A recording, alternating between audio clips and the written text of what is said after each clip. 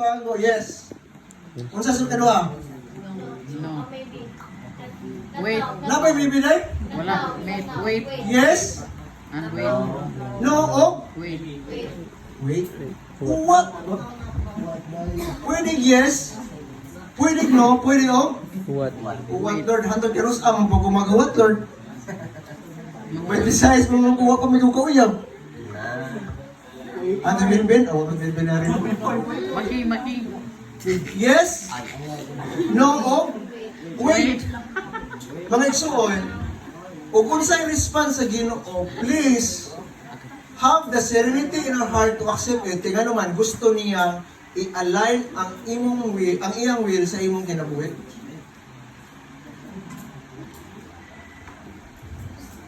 Ako, tinuod lang, nag-ampong ko sa Ginoo 2015. Lord, kung imo itugot na makapasar ko anong bar exam ug maabogado ko, wa man niya gitugot hanggang mo 2015.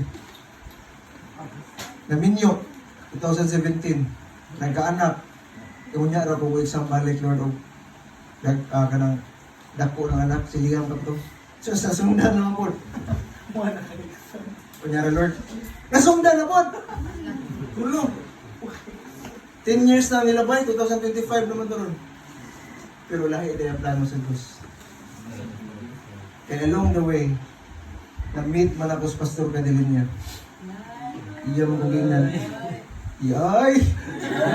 Kila ka online may full school. COVID man to. Kung dito na ako, nakitaan kong naibawaan gikan siya instrument sa Ginoo.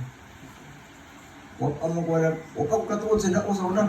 Pero nakasimba na ako sa dao, pero katuod, pero napuyo ko lindabin. So, wala ka na lindabin o dao. Pero ako katuod, kay ba po nga kumang mo simba sa dao, Grace Gospel Church. 2016, ako katuod na ng dao. Pero kay nung ko nga, lisod ang magianan. Kaya nag-appeal mo kong bigyak sa una. Kaya, dugay-dugay mo ko nawa sa Grace. 21.